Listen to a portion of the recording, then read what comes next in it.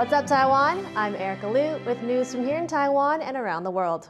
Taiwan's presidential campaign is in the home stretch. With the 3 candidates formally registered, it's now a race to the finish. And while the focus has so far been on personalities and party loyalties, the issues voters care about are now getting more attention. John Van Trieste has this update. 各位老朋友 Taiwan's Democratic Progressive Party is tackling the hardest bits first. The country's east coast is a stronghold for their rivals, the Kuomintang. But going into this election, the DPP has a secret weapon, and her name is Xiao Bi Kim. Back in 2016, she won a legislative seat in Hualien County, the first from the DPP to ever pull that off. Now she's back, running for vice president.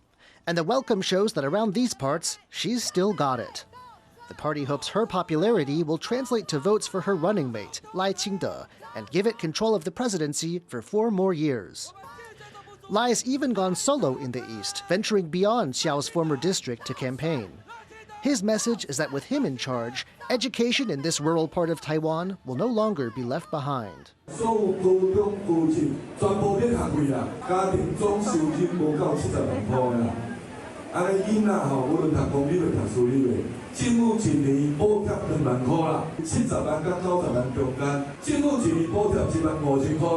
Taiwan's opposition, split into 2 camps, is bouncing back after coalition talks collapsed on Friday.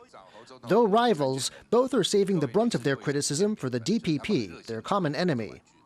The Kuomintang's Hou You-yi hit the DPP where he thinks it will hurt, their approach to China. China claims Taiwan as its territory, and ties between the countries have become deeply strained during the China-wary DPP's control of the presidency.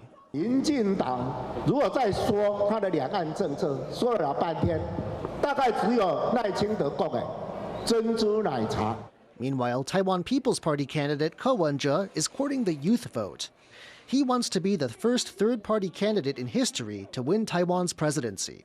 And he sees relatively new voters as key to getting there. 我们在50岁以上的支持度很低，我们需要把每一个年轻人，他都变成一个家庭里面的思想的传播者，透过他们去影响他们的长辈。There's not much time left to change minds, though. The election is January 13th, less than 50 days away. With Friday's candidate registration over, it's now a scramble to the finish. Delphine Chen and John Van Trieste for TaiwanPlus. For more on Taiwan's presidential race, our reporter Stash Butler spoke to political scientist Chun Fangu. The third-party candidate, the Taiwan People's Party, Ko Wen-je, has been trailing in the polls ever since the spectacular collapse of an opposition coalition deal between him and the KMT last week. Do you see his challenge for the presidency fading? Not necessarily. However, it hurts because in the past, Ko Wen-je emphasized that both big parties, including DPP and KMT, are not trustworthy. However, he turned out to be cooperating with KMT. So it kind of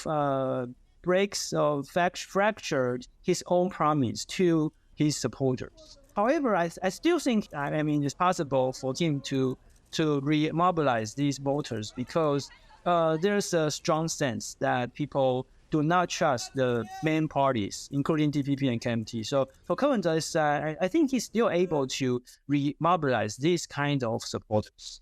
The KMT's candidate, Hou You-yi, has chosen a vice presidential candidate who's known for his quite strong pro-unification views when it comes to China, whereas Lai Ching-te, the current vice president and DPP candidate, has picked Taiwan's former envoy to the US. What do you make of the 2 biggest parties choosing such different approaches to Taiwan's international affairs? Actually, I argued this several months ago that the opposition party and the DPP are choosing 2 totally different paths for Taiwan's international participation. So for DPP, the ruling parties, it's very clear that they will continue to ally with the US, Japan, Korea, and, for example, the Philippines. However, the opposition party, they also choose a very clear pathway for Taiwan. That is to go to the international politics through Beijing. They have very clear opposition alternative for the voters. So I think that is good because people can have a very clear choice. Now that the opposition drama of last week is all done, what do you see being the main kind of points of contention driving the rest of this election campaign? The opposition parties will try to continue the resentment on the ruling parties because in the past 7 or 8 years, there's indeed a lot of dissatisfaction toward the ruling party. Between Ke Wen-je and KMT, they will start to fight against each other because it's very clear that they have to split the opposition and campaign, so they have to fight and they have to attack each other in order to maximize the vote. So yeah, that will be very interesting. I mean, after this registration. That was Chun Fangu of Soochow University speaking to Stash Butler.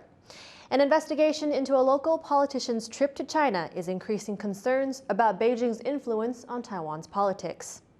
The investigation found a neighborhood chief in Taipei had organized a 6-day, 2-city group trip to China for under $500. During the trip, they met with high-level Chinese officials, raising suspicions of tourism bribery. It comes as Taiwanese authorities look into whether trips like these are being used to influence Taiwan's upcoming general elections. Taiwan's largest chip designer is looking to expand in the UK in a big way, with a $12.6 million investment. Mediatek is looking to spend that money on British startups over the next 5 years. It already has 2 offices in the UK that specialize in R&D. The company has been riding a wave of innovation. It recently unveiled a new chipset designed for premium 5G smartphones, which uses some of the most in-demand advanced chips from semiconductor giant TSMC. Those phones will have full generative AI support and are set to hit the global market next month.